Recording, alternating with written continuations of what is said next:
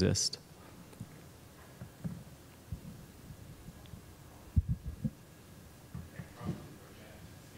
Yeah. Hi, I work for Navient, the federal loan and private loan services. Heard of you guys. So, what? I've heard of you guys. Yeah, probably. Yeah. And the questions might be a little bit about logistics, but in terms of the payments that the companies like Teresa's are making, you said earlier, so the company is actually responsible for some of the payments to the loan servicer. So just a couple of questions, because I think it's a great idea, but in terms of how those payments are made, it's the combined responsibility of the borrower and the servicer. It's the company taking the risk of making sure those payments are going to be made on time, and if they aren't, who's responsible? A couple, just kind of those logistical things. And then is the program transferable if an employer leaves your company and goes to another company that may have a similar program? And then to qualify, I'm asking a lot of questions at once. Are there different types of loan states? You know, is it a loan that has to be an active repayment over a period of time? You know, there are delinquencies or defaulted loans that can qualify under these programs? And then in a wider scope for anyone who's from a school, how this repayment period, and once you're in an active repayment period where it may in fact contribute to a question about a school's title for eligibility in terms of how long that payment period is going to extend, something like a CDR rate, something like that. All right, let's start with the first one. So who's responsible for those payments? Actually, we are. So we've developed a tool called Genius Pay, where we partnered up with the largest organization that processes more ACH transactions on the planet. And so we've actually built technology along with their tech teams to move money directly from payroll, so we can pull money straight out of your paycheck and send it off to the servicers in an automatic way. And we ensure that any payment over your minimum is getting applied to the highest interest loan too, automatically. And so we're pulling the minimum payment or whatever the payment amount is that the employee wants to put towards their student loans, and it has to be the minimum. And then the employer match on top of that, we're sending to principal of the highest interest loan. And so that is in a secure, MTL compliant way, something we've designed over the last 18 months, something we're really, really proud of. The second question, can you touch on that one more time? Yes, so that that's one of the most common questions that we get from employers is what happens if my this employee leaves. So because we know all the information of that employee and we're integrated with payroll, we know if that employee is no longer going to be receiving a paycheck, right, to pay their student loans or just receive income. And so we're notified weeks ahead of time or before the next payroll period that this employee is no longer here.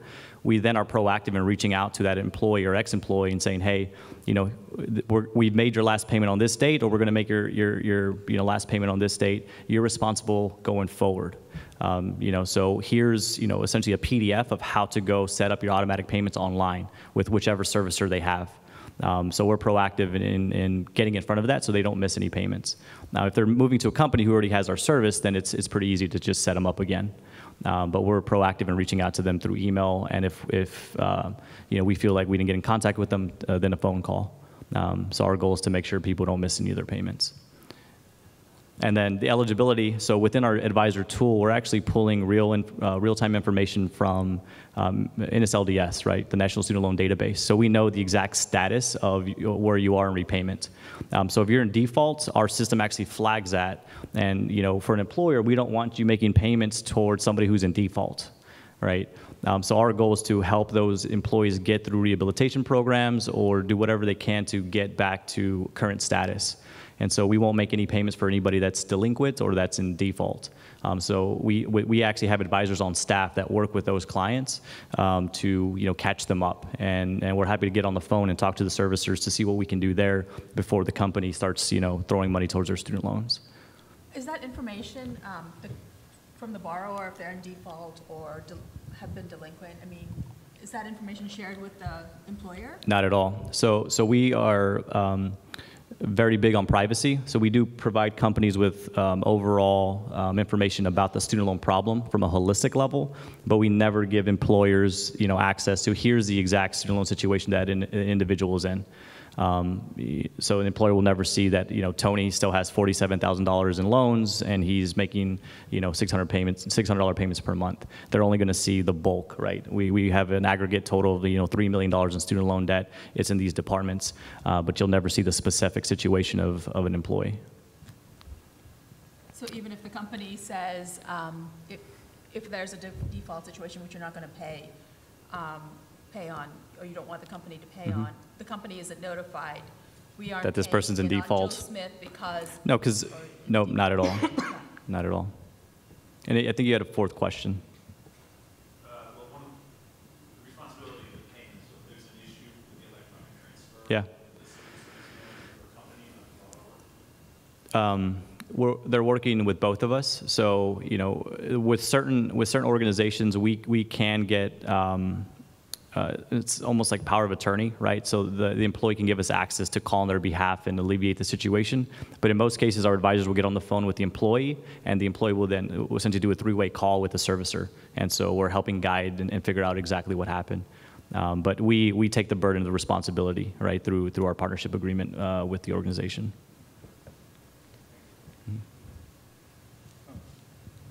So I think you mentioned about getting information from NSLDS, I believe, so you get the employee to give you permission to go on. Exactly. So that's a very good feature.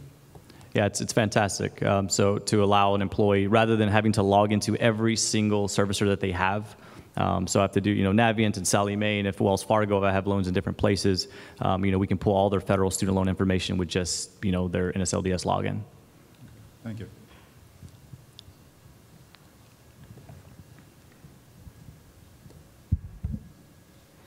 I was just curious about the transfer with employee moves. Yes.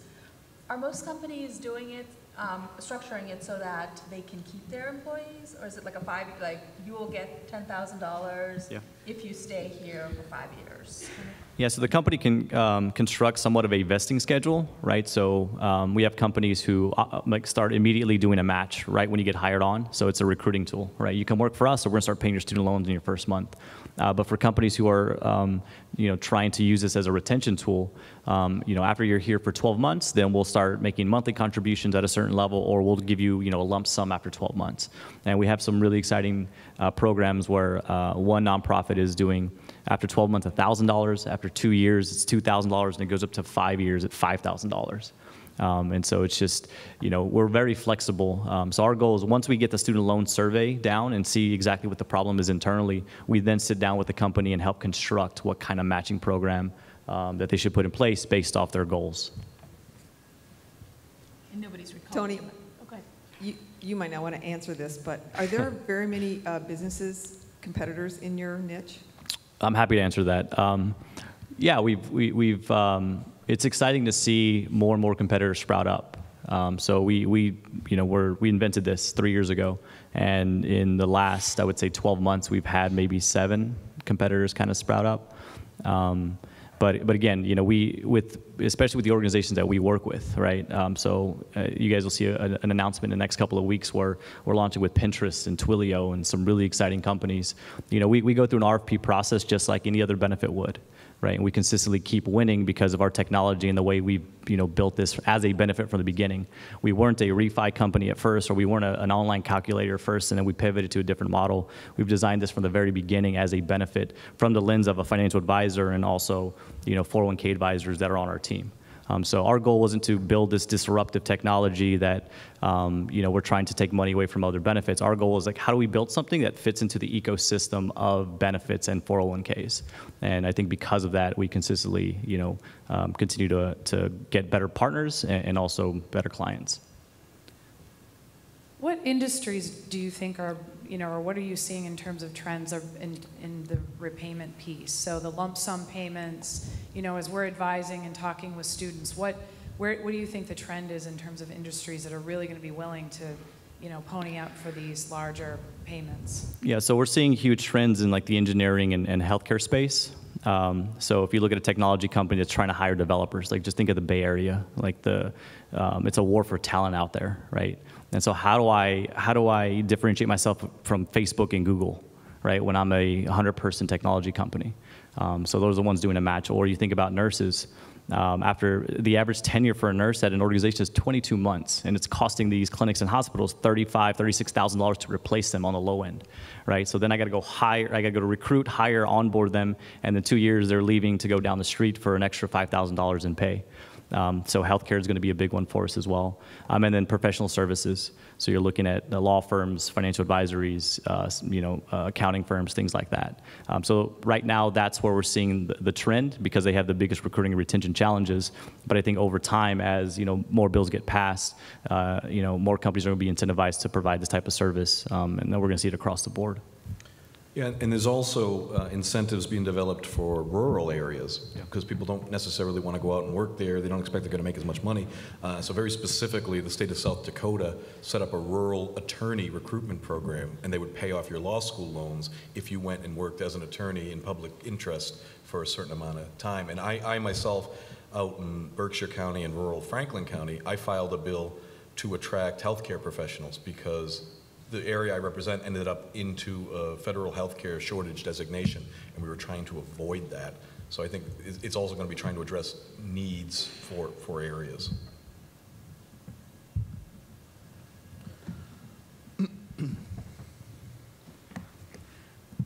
This is a question for Teresa. Teresa, you mentioned a little while ago that based on looking at your 401k, you think some of your employees are actually financing their child's college education through their 401k.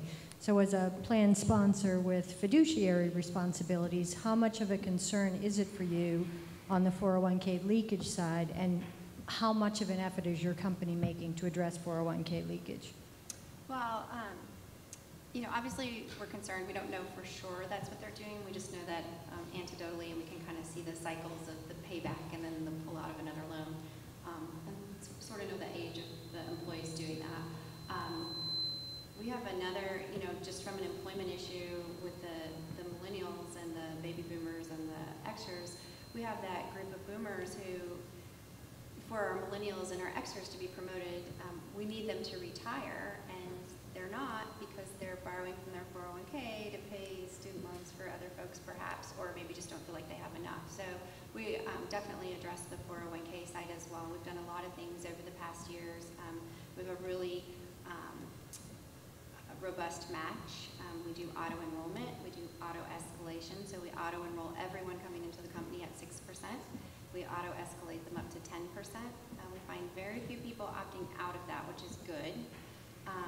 We do a lot of financial education, webinars and luncheons, but then we also offer that one-on-one financial visit once a year, so whatever your financial issue is, and if you are doing that, hopefully you're the person who's meeting with you can maybe counsel you to do something different.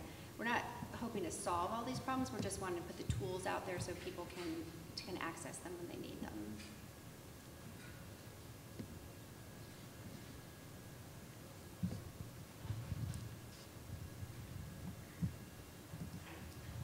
Do you think that this opportunity would ever be available to the public sector? I mean, there's plenty of teachers who are leaving school with lots of debts. You've talked a lot about private industry, so yeah. Just want to know if there are any barriers that would prevent it from being in the public sector. I want this to be a tool that I think colleges should offer for every exiting student. From a business perspective, selling to universities is very, very difficult because we've tried it. But our goal is, over time, let's sustain our business with our current model. And as we build greater partnerships with organizations that have access to these universities and schools, let's start working with them to get this type of service. Right now, students have to do student loan exiting counseling, but it's really 5 clicks and they're done. They're not learning anything. They're not optimizing their student loan situation. Our goal is to put this tool in front of them where it takes them 5 minutes and they can see every single program that they're eligible for. So every federal program, even refinancing, and just putting that in front of them as they leave school so that they're going into the workforce with the most optimal plan. Well, just as a side note, it is so easy to get a student loan. I mean, it's as easy as the exit interview, 5 clicks and you have Yep. a student loan, which maybe we should make it a little more difficult so people actually understand the amounts of money that they're actually borrowing. Any thought of going to high schools? Yes. I want everyone to have this tool, right? That's the goal. No, I mean, our goal is to not only, get rid of student loans that exist right now, but how do we prevent them going forward? So like I mentioned before, we're going to continue to expand our services to not only educating and helping people start thinking about saving for school, but providing services. So one thing that we've thought about that we're really looking into seeing if we should develop is like a 529 matching component, right? Where you have a 529 that you can open through your employer, and when you put $100 in, your company matches that as well on a pre-tax basis. It makes so much sense. And I want to go build it tomorrow, but my product team would be a little upset with me. But that's where we're going, right? So when we take this product to employers, we're hitting the broad base of employees, right? And again, the employee can choose. My company's going to give me 5% match. I can choose if I wanted to go to my 401k, a student loan, or a 529, right? And just empowering employees to make the best decision for their financial goals. Just a quick question in regards to the product that you guys are offering. Is it more on the federal aspect of matching this back, or is it also on the private aspect? Because we are facing an issue where it's not only federal debt that's crippling students, but it's also the private debt that they accrued going through these educational programs. Yeah, so we can pay back any student loan. So whether it's undergrad, grad school, private, or federal, we can pay back any type of loan, even if it's refinanced through one of the new refi companies. So if you have a student loan, a qualified student loan, we can pay it back.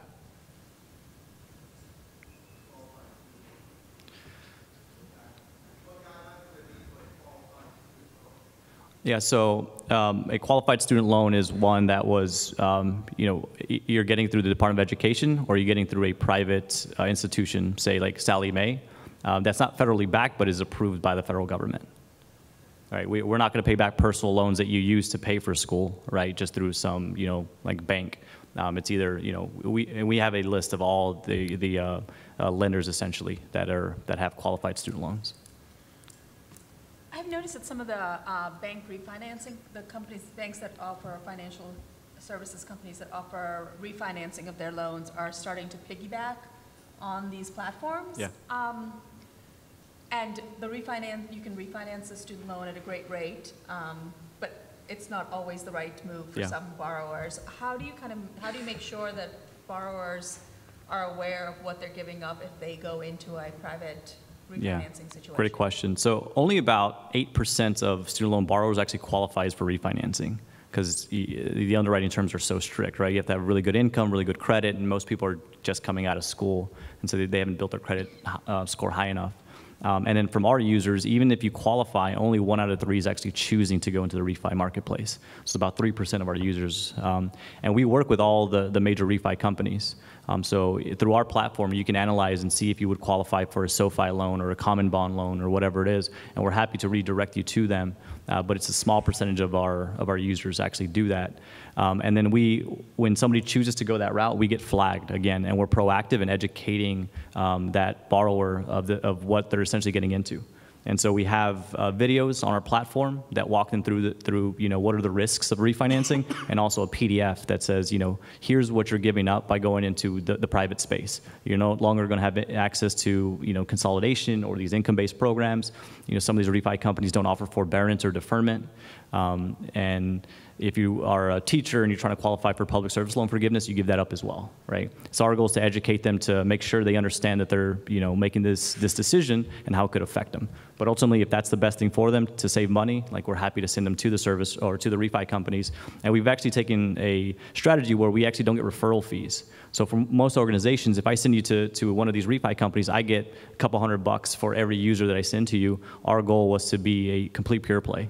We're happy to work with all of them, but we're not going to receive any type of compensation, so you don't feel like we're kind of pushing you towards this product.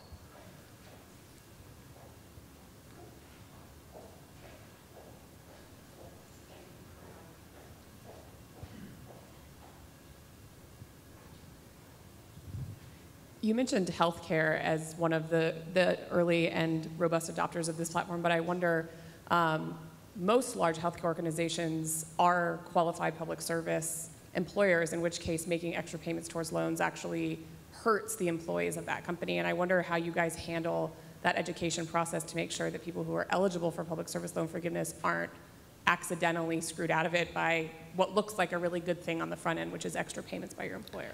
Well, I would challenge that. So it makes sense, right? If the goal there would be to pay as little as possible so that you have this amount forgiven, but you still have to owe taxes on what's forgiven. Not for PSLF, you don't. Not for most of the programs you do. Not for PSLF.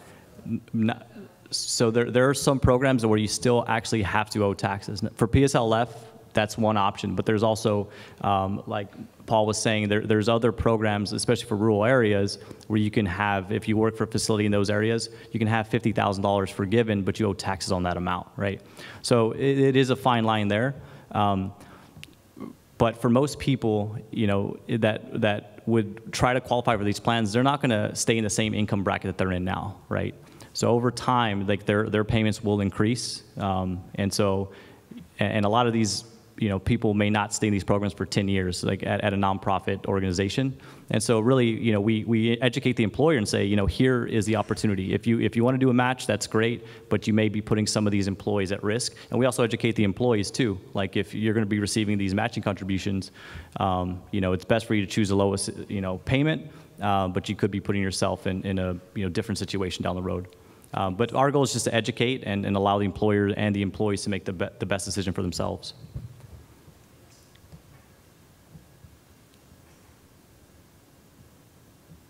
Any other questions?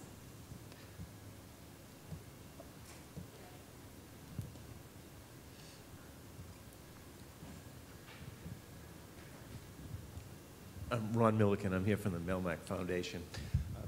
This is fascinating stuff. I really love it. I think that great ideas here.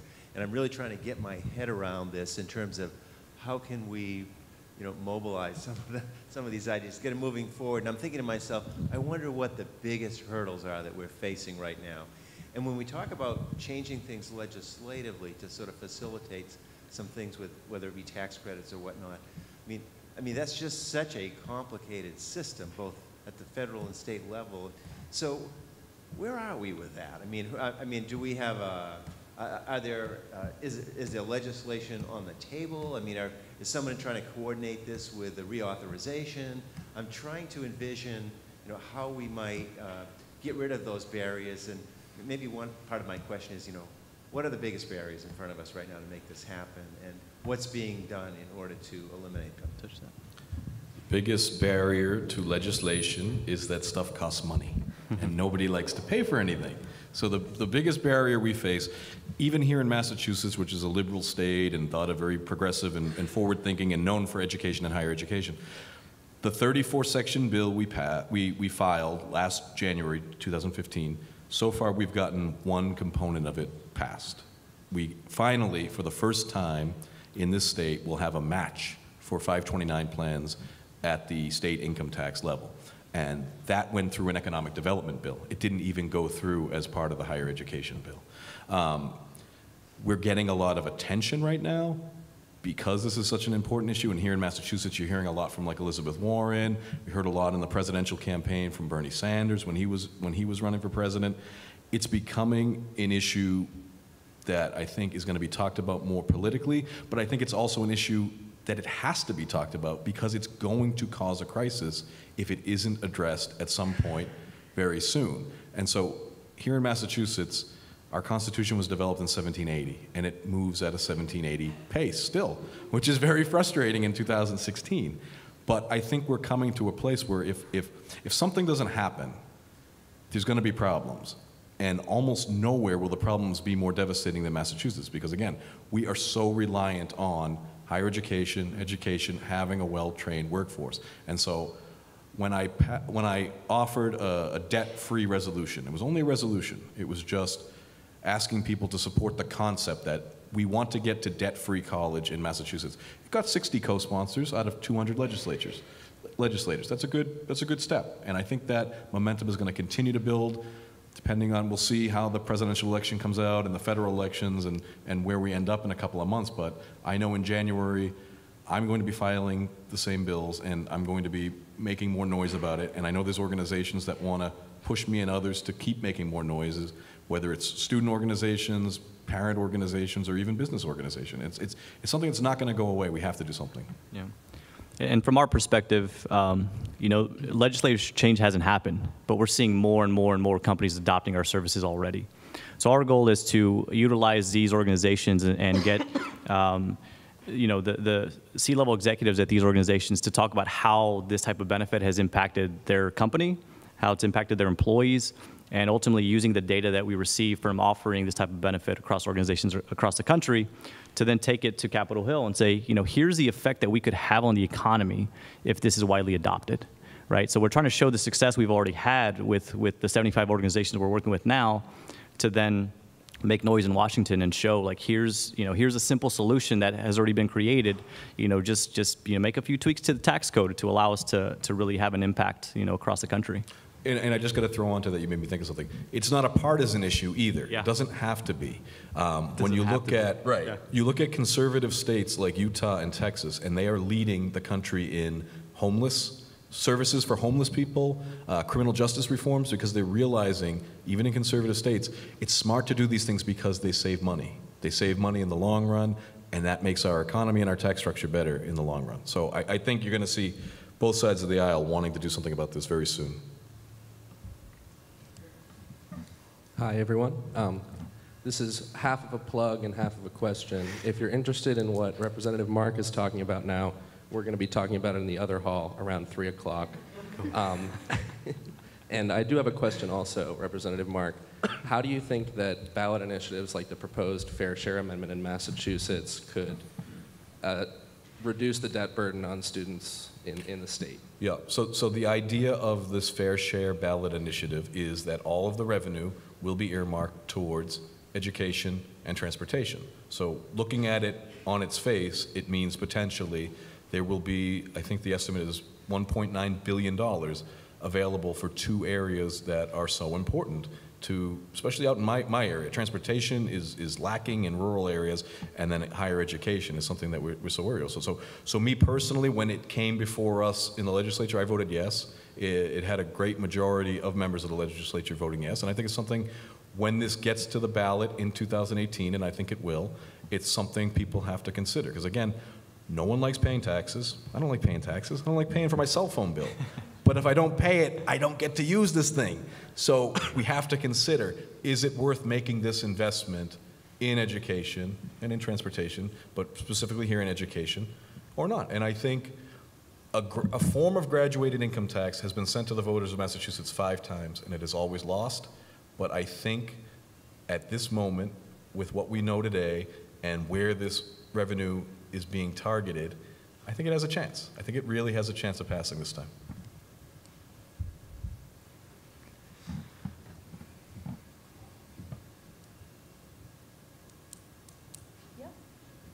Well, if we have, do you want to make closing statements, or?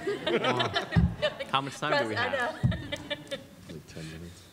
Tell us something nice about each other. We don't have to, but anyway, thank you all for participating and joining, and thank you for the panelists for coming here. Thank you.